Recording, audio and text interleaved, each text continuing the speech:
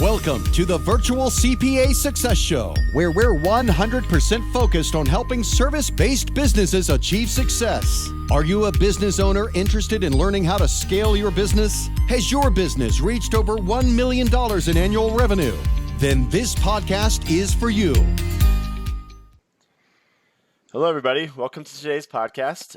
Very excited about today's topic and today's guest.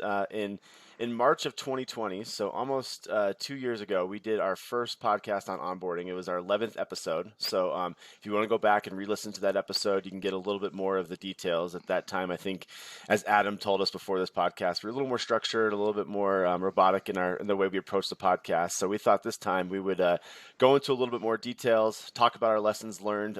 As we probably mentioned in that podcast, it's been a while since I've listened to it, but one thing we always talk about when it comes to onboarding is really being flexible and being adaptable. So we've learned a lot of lessons. That's what we're going to talk about today is what lessons have we learned in onboarding? So hopefully our listeners can learn from us and move forward. So today we are joined by our project management specialist, our onboarding specialist, the one that gets all our clients started. So Lydia, welcome to the show. Hi, good to see everybody. And of course, Adam Hale, who is the overseer of all things accounting. So hello, everyone. All right, Lydia, so let's just get this started. What would you say? I know you started shortly after we did that podcast, and you've really helped our onboarding process evolve. Hang on, Jamie. I got to interrupt, though. No. Hang on. First lesson learned, like this is the biggest one. Lydia. So like you said, she started after we put that together, and we thought we had everything figured out. But part of that journey was knowing that it couldn't really be the CFO or the senior accountant. We really needed somebody outside of that role. So of course the next question always becomes, okay, cool. So you have Lydia, what are the attributes of Lydia? By the way, she's fantastic. You cannot LinkedIn her and try to steal her away. She's ours. She signed some kind of 10-year contract or something. She doesn't know about it, but anyway, with that though, what always is said is what are the attributes? Of course, she's very detailed oriented and she can keep everybody on task. Like she's very gifted with that. So of course that means you're a CPA, Lydia, and you have about 10 or 15 years of experience in public accounting, right? Oh no. I do just want to drop in. It sounds like I'm getting a good bonus this year, just from that introduction. You got to talk to Jamie. I don't know. Bonus? What does that mean? Do I need to check with? Yeah. No, I actually love not being an accountant in this role. It makes the lanes super defined, and when we get into a technical conversation with a client, I'm kind of just a traffic director. I say, oh, well, I can tell you where to go to get that question answered, and who on our team is the right person to talk with, and how we can build a solution for you. But I'm definitely not the doer when it comes to the accounting at all. I have, I think, enough knowledge to be really dangerous, so I try not to be dangerous and just kind of point people in the right direction. And of course, Adam set that up, but that is a path we went down. I think Lydia is our fourth onboarding hire that we tried out, and the one that's worked the best for us. And I think the mistake we made in the past is let's turn an accountant or let's turn a CFO into an onboarding specialist. And we made that mistake a couple times. And not that they weren't bad. I mean, they worked out and we got through the onboardings. But to Lydia's point, having someone that is really focused on project management and organization and can step aside from the accounting stuff has been super helpful for us. So I think that is definitely key, at least for us, as in terms of the first lesson learned there is, we went down the path of just throwing accountants in it, and it was the most successful onboarding especially we've had to date has definitely been Lydia. Yeah, I mean, detail-oriented isn't always permission to play with most accountants, so you definitely want to make sure you have the right person. But being a technical PM, one that knows how to do all that stuff, it's somewhat good, that they can kind of call stuff out. But if the person that you have, like we have Lydia and Miranda, who can kind of see the field and understand and just kind of say, no, that's not the way it's supposed to be, and question things, way more impactful, because the technical PMs have a tendency to jump in and get swallowed up. And whenever you're onboarding a lot of clients at once, that makes things a little bit more difficult, I think. So lesson number one. You mentioned Miranda, who's another member of our onboarding team too. So we took that program that we built a couple of years ago and have now scaled it out into our firm, which has been great. It was because we had such a solid structure, it was easy to kind of like drop another person into that and have them kind of just carry forward what we'd already built and everything we've already learned. And the other thing I do want to call out is that I learned so much in this first like year of the role. I had experience kind of overseeing a finance department, but I worked with accountants who did all of the technical accounting. So I kind of had an understanding of how processes worked, but I definitely had a big learning curve coming into the role, kind of learning what needed to be a priority and really listening to the clients and listening to the accounting team and figuring out, okay, we're slipping over here and I need to redirect, or this is how a really great process looks and what is happening like if the client is asking for something that's out of scope.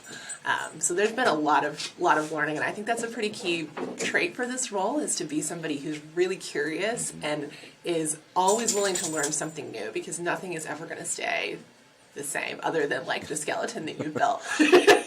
Right? Like every new client's going to bring something in that is a little bit different or have a little bit different personality set when they come into the group or have different expectations, and you have to have that knowledge and structure to be able to identify when something is going off the rails. That's what helps you be adaptable, is that central core of what's really important. I think having that baseline part of the question really makes it easy. Like, if I were to pop into an onboarding process and ask the same question you would ask, we'd get different answers because you can ask it in this way. So I'm not an accountant, but can you explain why we're doing these 12 steps? Can't we just get by with 6?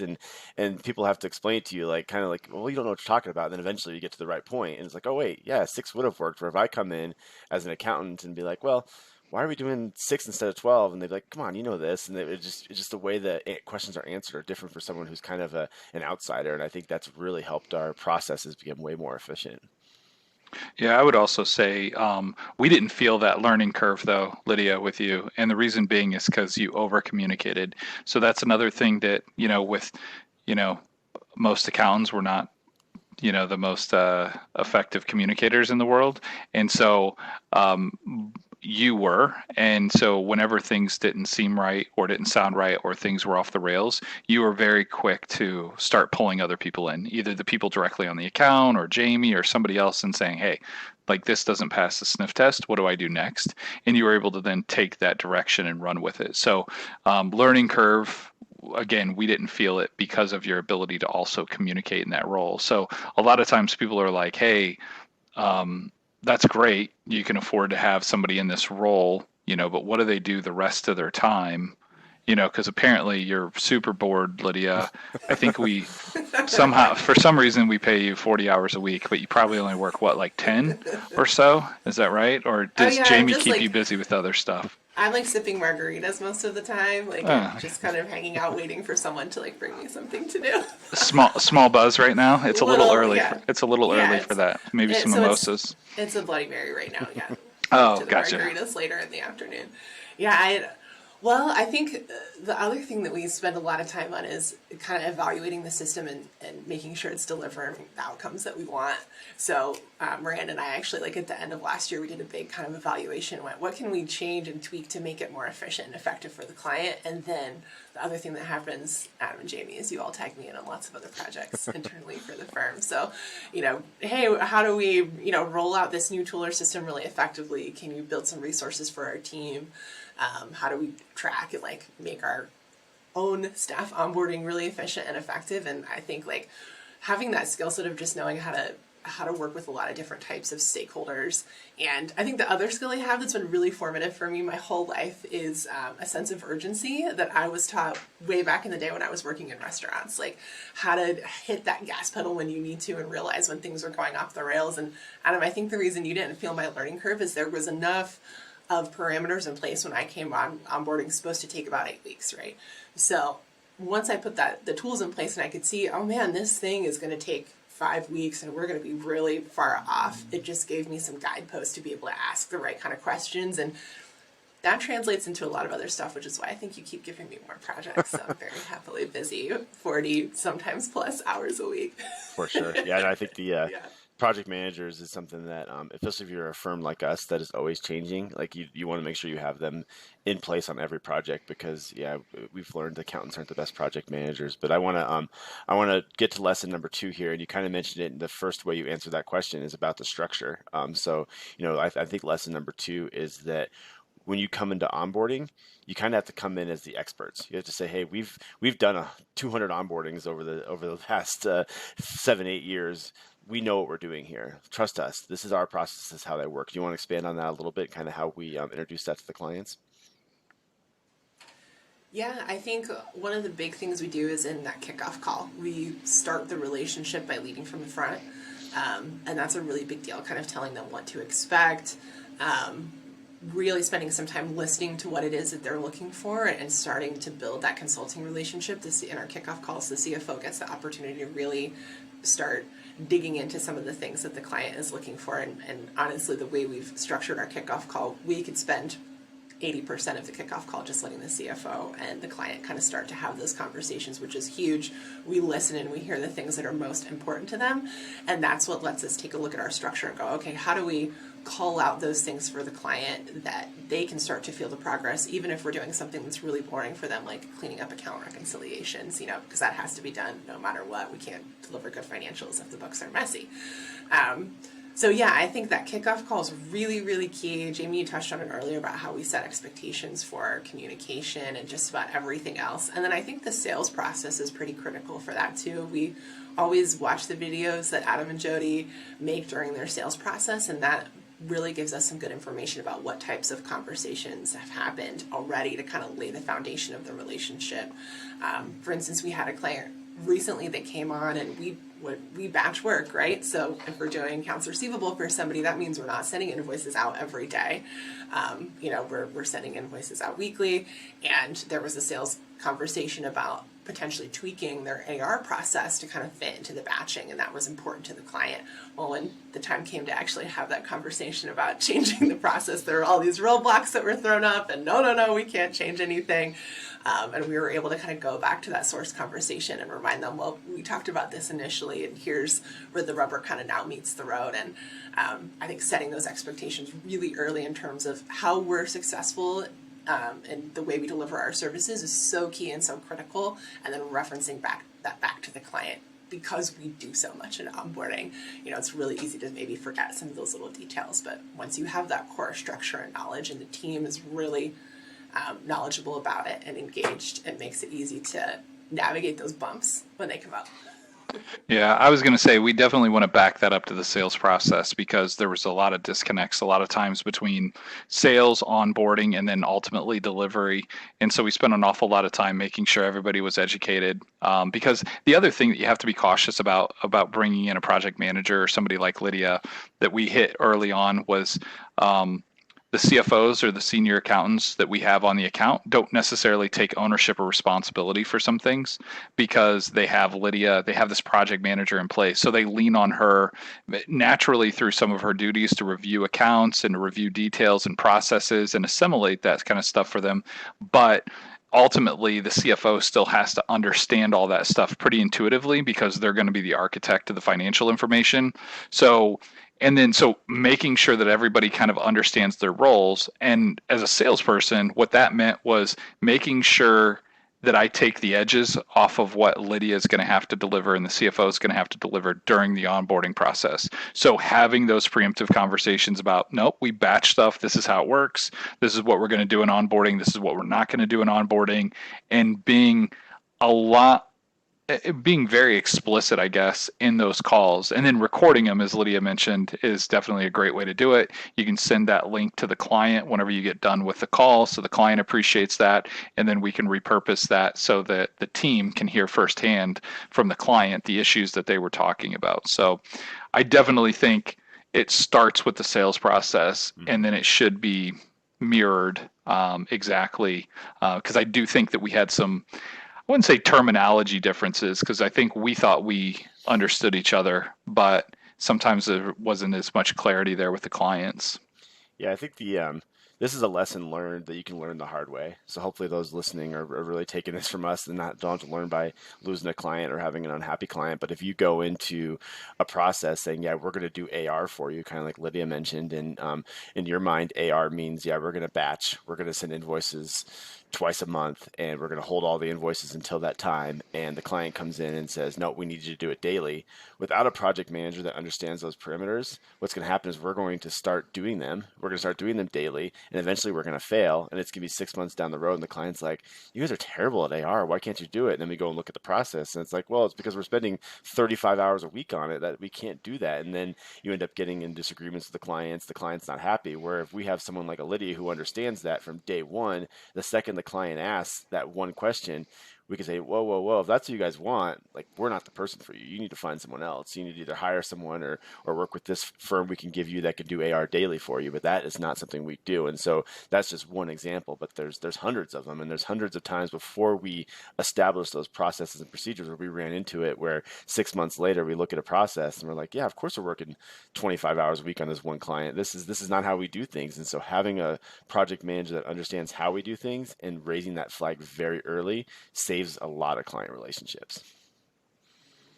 Yeah, we have that structure of onboarding, and that's what basically guides that. We go through all of the processes, even if we're not taking them on with a new client, and just kind of make sure we have a really thorough understanding. And as the non-accountant in the room, I always tell everybody I'm going to ask a lot of silly questions, and I ask tons of questions to this day, and probably will for the rest of the time that I'm in this role.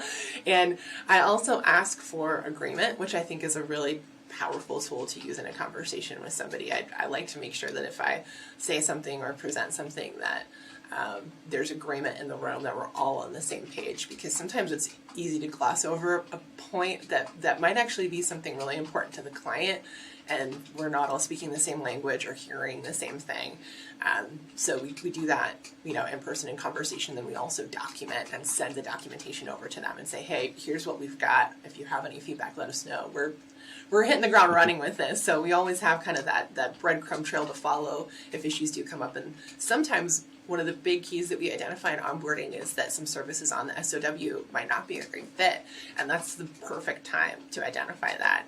AR is maybe one of the biggest examples where somebody goes, oh yeah, I can change my AR process. Like, I think we can make this work, and hand it off to you. And then they find out that, there's something really specific about the way that they service their customers that doesn't line up with the batching that we would have to do.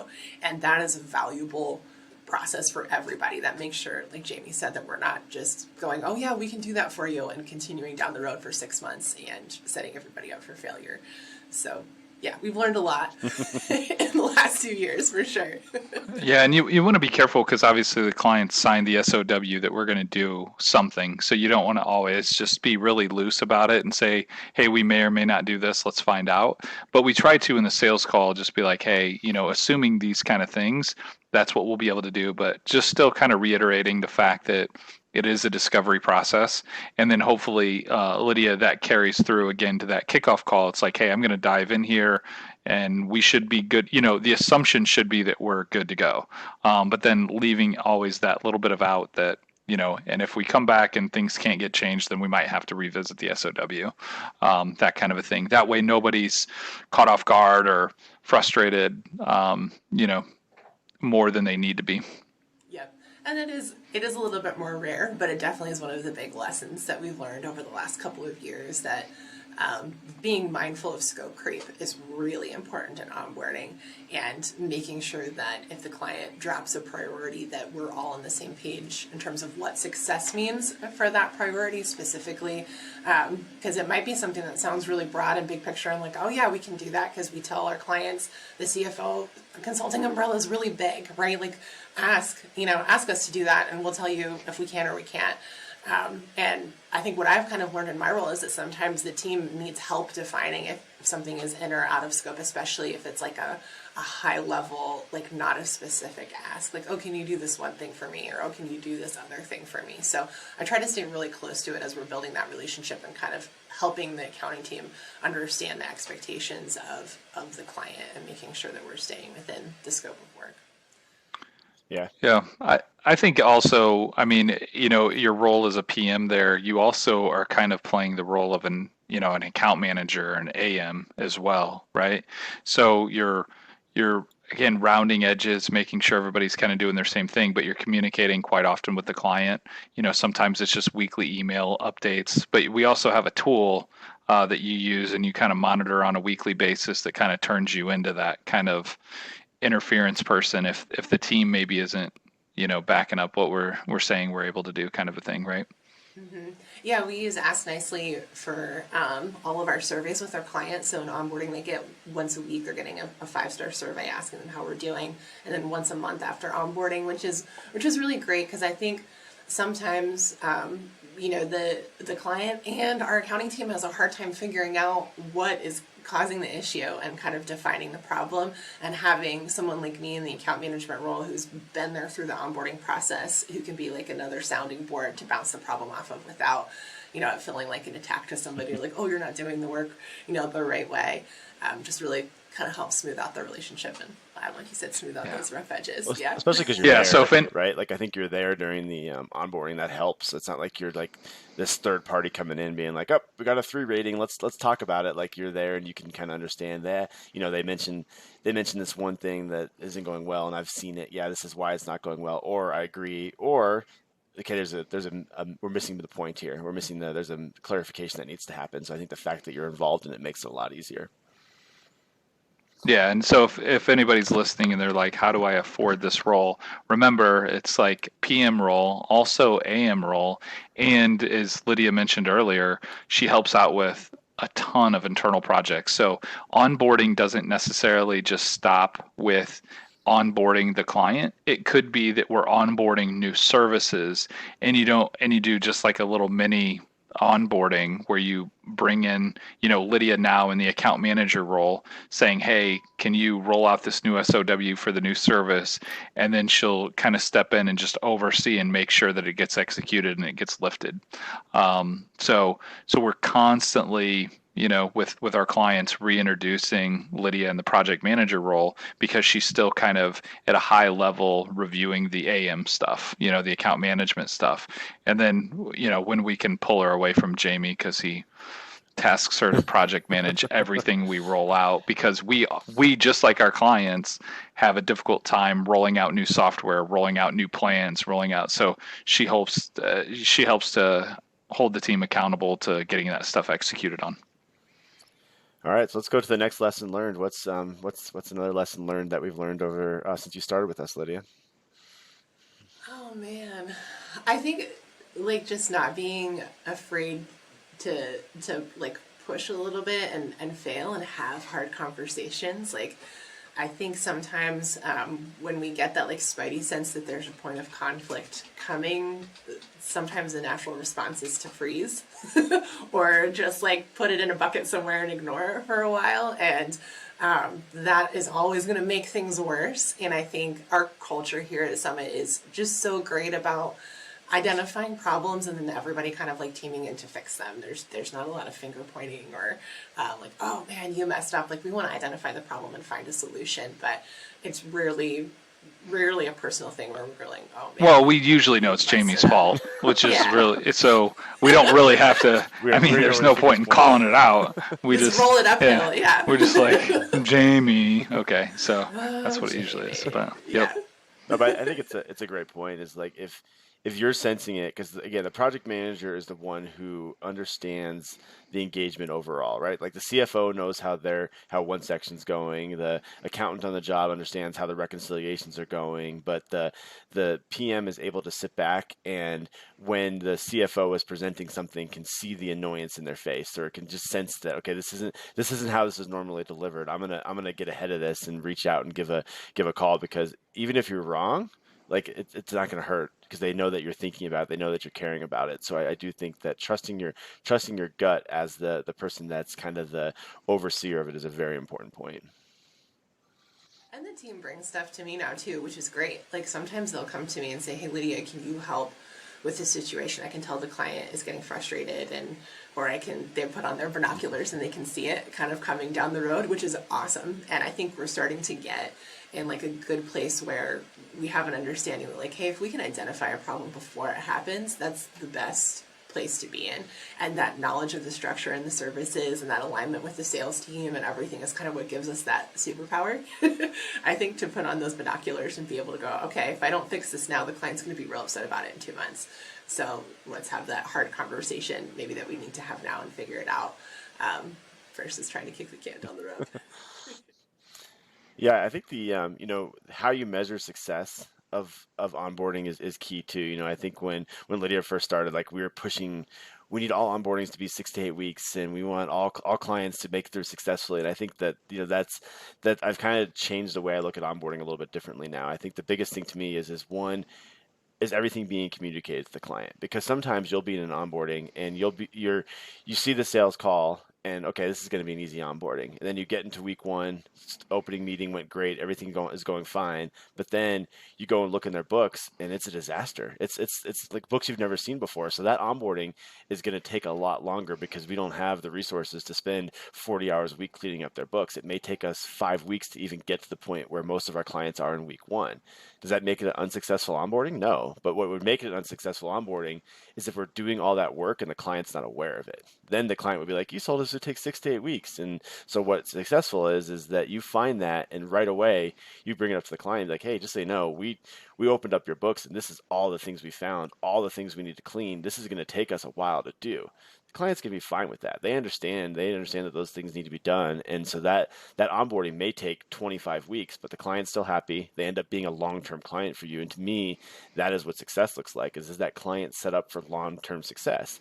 And on the other side of it, sometimes you walk into a meeting with a client and week one, you can just tell that this client is a bad fit for us. Like what they signed up for is not what we deliver. And we might identify that in week three and have a conversation. We just had this a couple weeks ago, sit down with the client and be like, honestly, this is what you're looking for, A, B, C, D. We only provide B. We're not the right fit for you. Let's find you someone else. And to me, that's successful onboarding as well, is because we're not going to have that client for 9 months and have an unhappy client that didn't work out. And so to me, that's ultimately how I measure success of onboarding is this client set up for success in the long run? Yeah, I think that's a really great point, Jamie, because that's been another thing we've really learned over the last couple of years is what does done look like? Because you're going to run into people that have all sorts of different expectations on pacing. Like we've had clients come on and be like, "What's the fastest you've ever done an onboarding? Tell me what's the fastest because I want to beat it," which is super fun. But those are often the people that I kind of like stop telling them how many weeks we're in, like just in case, because I don't want them to be like, "Oh, let's finish up next week." If we really feel like we need another conversation about the forecast to get into like a good place where we have a consistent cadence moving forward.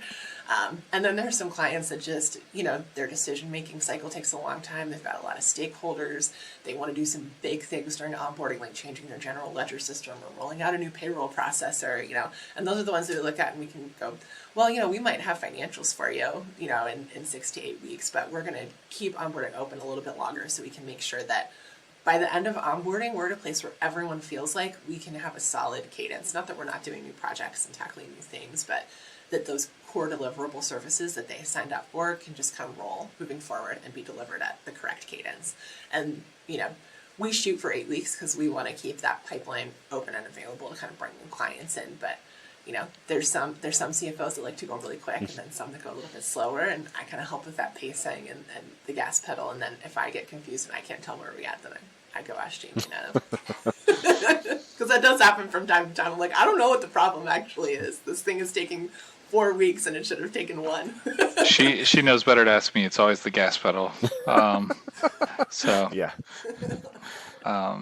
All right, so we are getting right to the end here, so I want to give you guys final thoughts. I think this was a great add-on to our previous podcast because, like I said, I think we covered some of the things that we've learned over the last couple of years. But any final thoughts? I'll start with you, Adam. Any final thoughts on onboarding? Yeah, I would say if you just want to know more details, definitely go back and check out that podcast. I think this turned into more of like the role of the project manager, which I think, again, is probably the single most important piece of our onboarding. So definitely thanks for joining us, Lydia, and being a part of the team. Yeah, thanks for having me. I really enjoy this job. So if you're looking for somebody who is going to be a good fit, I would say like find a process nerd, like someone who just enjoys making things work and has enough knowledge to be dangerous and has a good sense of urgency. Like it might be a skill set that maybe looks a little bit non-traditional for a CPA firm, but someone who's just kind of like willing to dig in and learn and be adaptable and can stay organized is probably like the biggest key skills. And things that you're looking for in someone for this role. Before I came on at Summit, I was kind of looking at my resume because I've done so many different things and going like, what the heck am I going to do next? And I asked Adam. He said, I have an idea. So right. I saw it in action before she came here. So yeah, I was definitely excited about having her on the team. Yeah, and I'd say process nerds, that's who you love working with, because it's so fun to have those conversations with the process nerd, to be like, I just don't like the way this is going. Can you go in and look at it? They're going to come back with a lot of good ideas, a lot of good details, and the process is going to be way more efficient. Everybody knows that we've talked about it 1,000 times on 1,000 different podcasts about how process is so important in scaling. So it's having at least one process nerd on the team has been important. So. And sometimes I have bad ideas, and you guys tell me that too. Yes, and we that's fine. It doesn't hurt my feelings. I'm like, okay, that's not the right direction.